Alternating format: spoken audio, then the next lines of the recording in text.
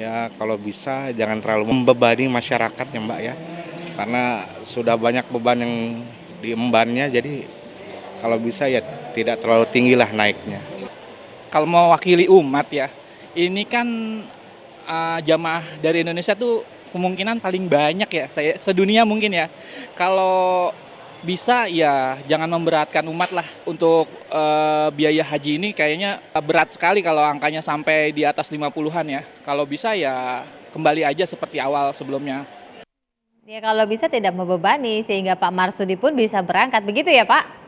Iya, oke.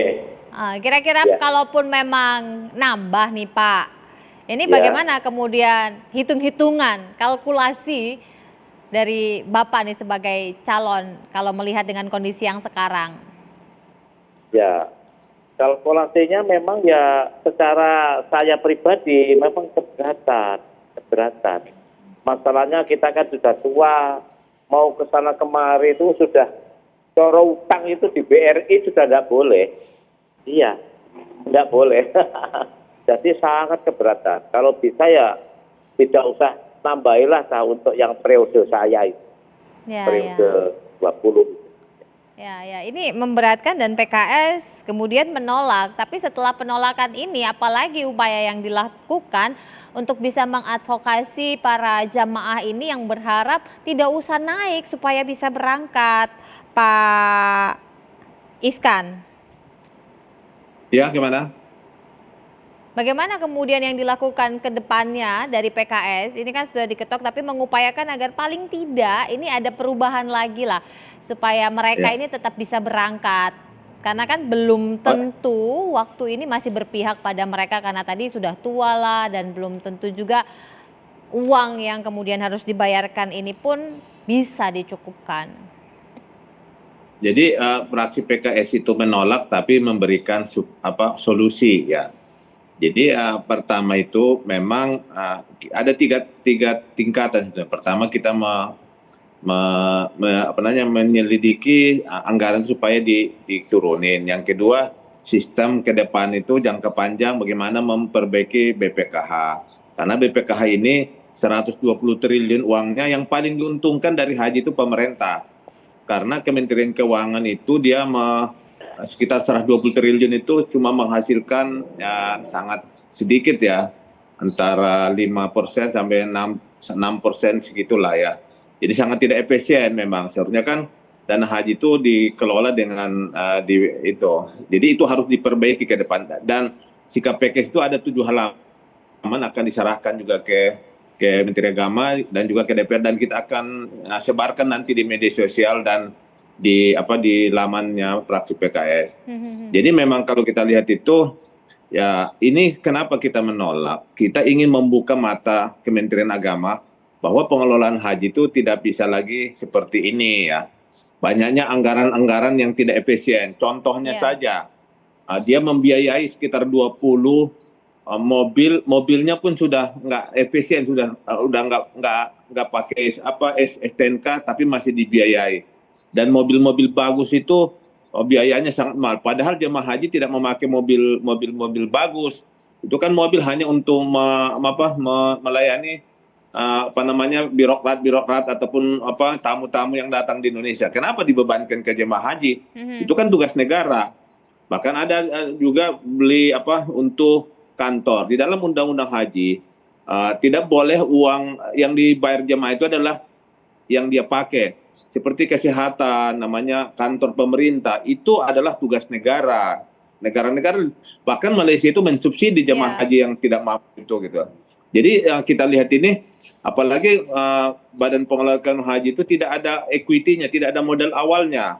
Jadi yang artinya untuk operasionalnya pun dari keuntungan kan sangat miris sekali. Jadi kita ingin membuka hati Kementerian Agama dan juga BPKH supaya ayo kita perbaiki cara ini, dan tidak bisa lagi selama ini yang namanya dia memesan ataupun membayar namanya perubahan itu dengan sistem kompak begitu ya, tahu sama tahu ya. Walaupun dia jadi seharusnya kan harus ada tender ya, atau dibuka secara terbuka. Masa sekarang kita belum memutuskan biaya haji, panja belum mengetok, tapi begitu susahnya menurunkan 1 rial saja, Ya. begitu susahnya 3 jam tidak selesai gitu. Ada apa? Jangan sampai sudah ada deal sebelum panja memutuskan gitu ya. Jadi yang membuat kita jadi apa ya, agak sedih juga gitu Iya. ya. Pak Jamaah Iskan. haji ini kan mereka tamu-tamu Allah ya. Janganlah kita main-main ya. Iya. Uang Pak jemaah haji Iskan. ini uang beracun ya, beracun, Iya. bahaya kalau kita makan. Pak Iskan, berarti 49 itu udah diketok malam ini ya Pak? Sudah diketok, tapi PKS kan menolak ya. Tapi kita menolak bukan hanya menolak begitu. Kita kasih 7 lembar Ya.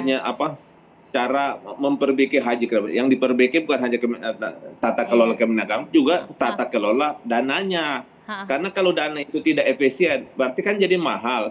Kita janganlah ngomong sama orang yang berangkat, yang istitoah.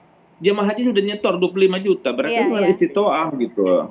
Jadi tolong dong, sudah harganya naik, menyakiti masyarakat lagi, gitu ya. Jangan, nggak boleh gitu. Iya, Mas Ahmad ternyata sudah digetok. Iya, Mau nggak mau dong. iya sudah diketok.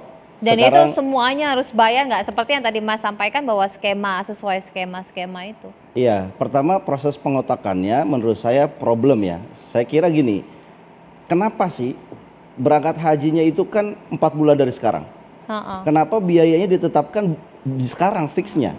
Sehingga orang tidak punya, kayak Pak Marsudi, tidak punya waktu untuk mencari uang 23 juta itu. Saya berpikir dalam pandangan kebijakan publik yang modern, kenapa nggak negara ini membuat ongkos haji itu ditetapkan 1 tahun sebelumnya? Jadi jamaah punya waktu, katakannya naiknya 23 juta nih. Kalau ada waktu 1 tahun kan mereka bisa berusaha untuk memenuhi. Nah kalau ini kan last minute ya. Saya nggak ngerti ini jadwalnya bersama dengan pemerintah dan DPR. Kenapa kok dibuat last minute? Saya membayangkan harusnya diumumkan sekarang kira-kira haji yang akan datang biayanya sekian. Jadi para jamaah yang sudah akan berangkat dia mempersiapkan dananya dengan baik. Itu satu. Yang kedua, saya ingin katakan kalau kita bicara dalam perspektif kebijakan publik, pengelolaan haji di Indonesia ini kan miripnya dengan Malaysia, tapi beda dengan negara Islam lain. Negara Islam itu apa? Begitu ada kuota dia tawarin, siapa yang mau ambil dengan harga sekian, mereka langsung ambil. Kalau kita kan enggak, kalau Anda mau punya urut, maka Anda harus store 25 juta. Meskipun Anda nanti berangkatnya 20 tahun lagi, itu resiko Anda. Iya. Ya kan? Nah, orang-orang yang mengikuti skema begini sebenarnya adalah menengah ke bawah. Karena mereka nggak ada pilihan.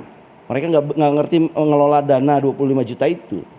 Nah, oleh karena itu kan negara harusnya hadir di situ sebagai penyelenggara beneran, dalam arti diberikanlah kemudahan yang mengelola dananya betul-betul memberikan nilai manfaat yang paling banyak.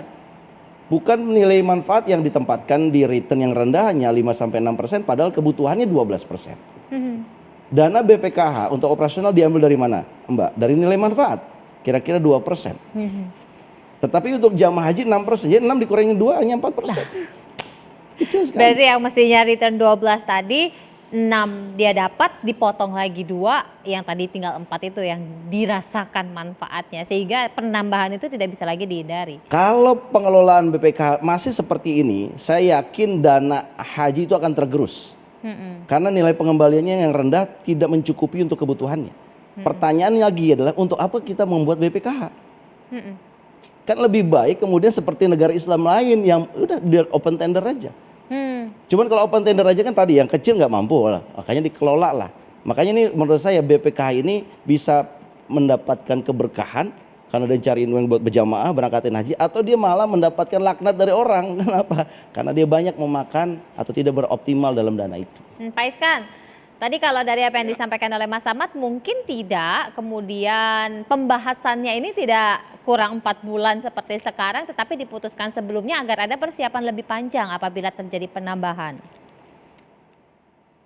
Bisa, tapi memang dia ada sirkulasinya ya. Jadi masih sudah pelaksanaan haji harus diaudit dulu oleh BPK, kemudian laporkan ke DPR gitu ya. Nah, memang bisa, tapi harus diubah dulu undang-undangnya. Memang kita rencananya mau mengubah undang-undang haji dan undang-undang Badan Pengelola Keuangan Haji, dan memang KPK juga sudah mewanti-wanti supaya dua undang-undang ini jadi satu supaya tidak ada nanti tumpang tindih anggaran gitu. Ini memang termasuk yang itu yang kita usulkan. Tapi pada intinya memang janganlah sampai karena ketidakefisienan dan tidak profesionalan dalam mengelola dana haji dibebankan kepada jamaah haji dan dibebankan secara besar lagi di tahun ini gitu.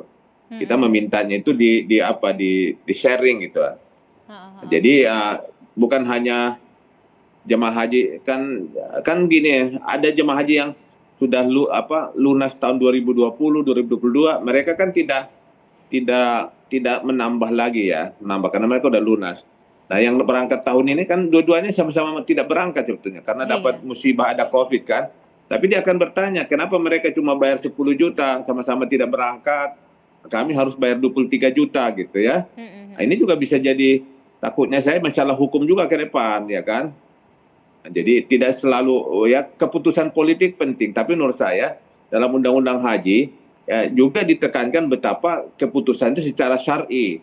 Artinya kan sekarang ini sudah semua tahu dana keuntungan haji itu sebagian sudah kemakan. Tahun ini ada sekitar 1,8 triliun yang disubsidi istilahnya. Artinya sebetulnya itu kan dana yang tidak cocok dipakai sebenarnya karena kesalahan manajemen. Oke lah, ini memang udah terjadi ya.